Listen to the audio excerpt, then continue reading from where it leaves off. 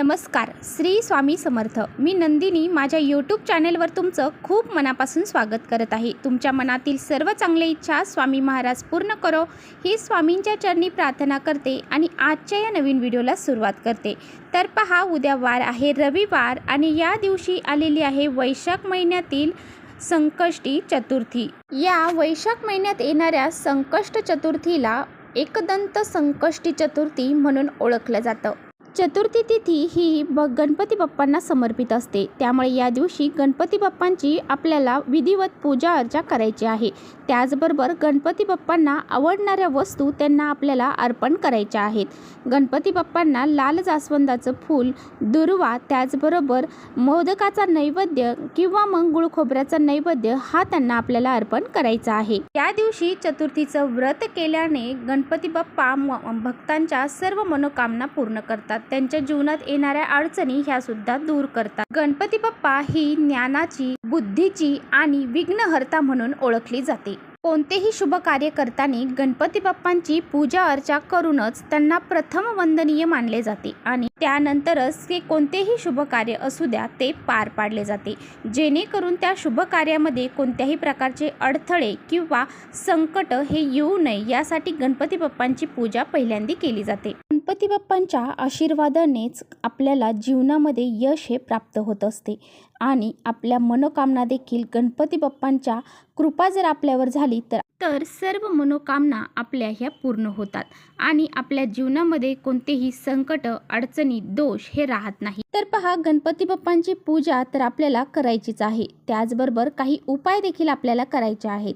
तर आजच्या व्हिडिओमध्ये मी तुम्हाला अतिशय प्रभावशाली उपाय सांगणार आहे. आपल्याला अंघोळीच्या पाण्यामध्ये अशी ही एक वस्तू टाकायची आहे. ही वस्तू टाकून जर आपण अंघोळ केली तर आपल्या ज्या काही इच्छा आहेत तर त्या पूर्ण होतील.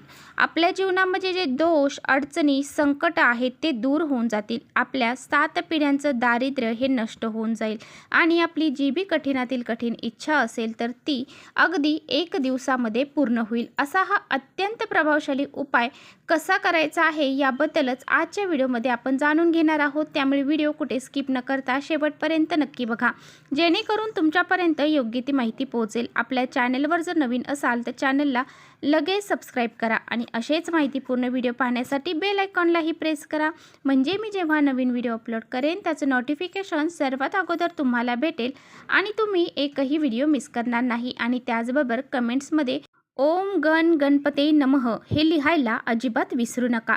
त्याचबरोबर व्हिडिओ हा हेल्पफुल वाटत असेल तर आपल्या मित्रमैत्रिणींसोबत शेअर देखील करा. पहा, गणपती बाप्पा हे आपली सर्वांचे लाडके दैवत आहे आणि त्यांना ज्ञान देणारी ज्ञानदेवता, बुद्धीची देवता, त्याचबरोबर संकट दूर करणारी, विघ्न हरणारी देवता म्हणून ओळखलं जातं आणि म्हणूनच आपल्याला हा उपाय या दिवशी करायचा आहे. तर पहा, आपण जेव्हा पूजा अर्चा करतो तर अगदी श्रद्धेने आणि मनाने करत असतो. त्यामुळे आपल्याला त्या पूजेचं फळ देखील प्राप्त होते. त्याचबरोबर आपल्याला जे काही उपाय करायचे आहेत ते सुद्धा आपल्याला अगदी श्रद्धेनेच करायचे आहेत. श्रद्धा असेल तरच आपण ते उपाय करावेत, अन्यथा ते उपाय केल्याने आपल्याला काही फायदा देखील होणार नाही.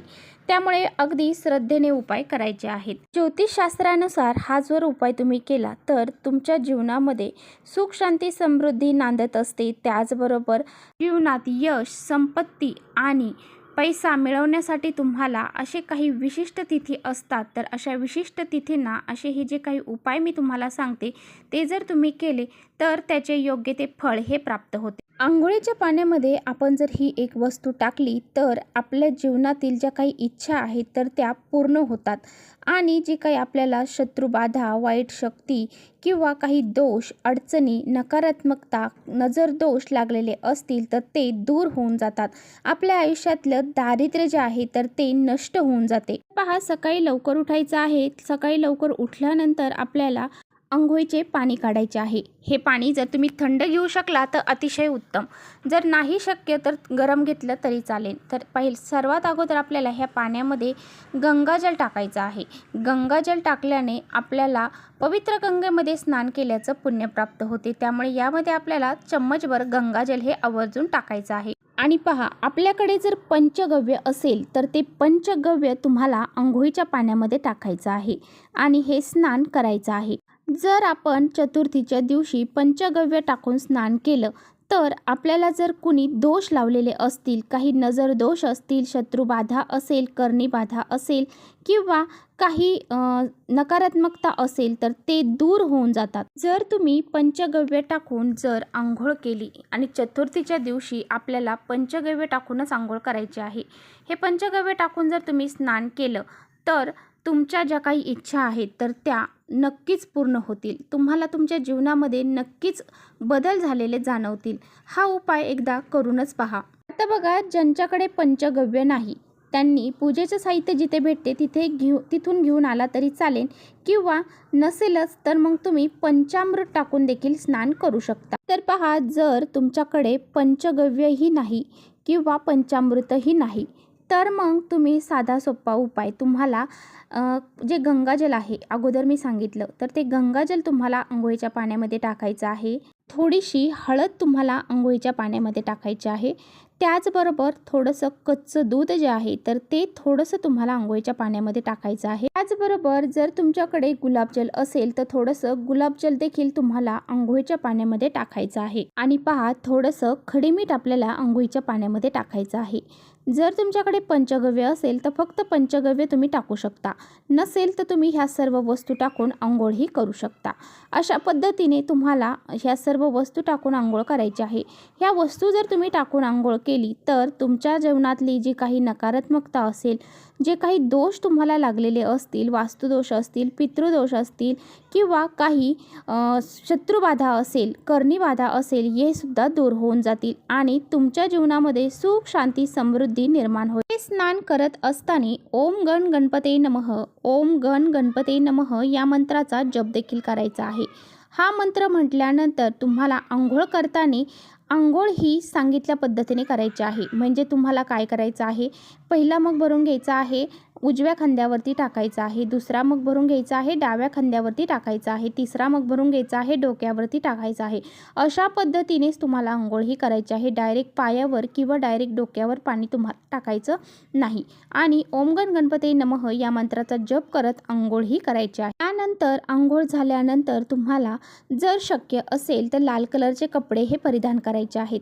नसेल शक्य तर तुमच्याकडे जे असतील ते चालतील, परंतु शक्य असेल तर तुम्ही नक्की लाल कलरचे कपडे घालू शकता. त्यानंतर गणपती बाप्पांची विधिवत पूजा अर्चा करू शकता. गणपती बाप्पांना तुम्हाला पंचामृताने स्नान घालायचं आहे. त्याचबरोबर त्यांच्या आवडीच्या वस्तू त्यांना अर्पण करायच्या आहेत. अशा पद्धतीने तुम्हाला हा उपाय करायचा आहे. तर चला, इथेच थांबवते माझा व्हिडिओ तुम्हाला थोडा जरी आवडला असेल तर नक्की लाईक करा. चॅनेलवर नवीन असाल तर चॅनलला सबस्क्राईब करा. परत भेटूया अशा छानशा व्हिडिओसोबत. तोपर्यंत श्री स्वामी समर्थ. ओम गण गणपते नमः.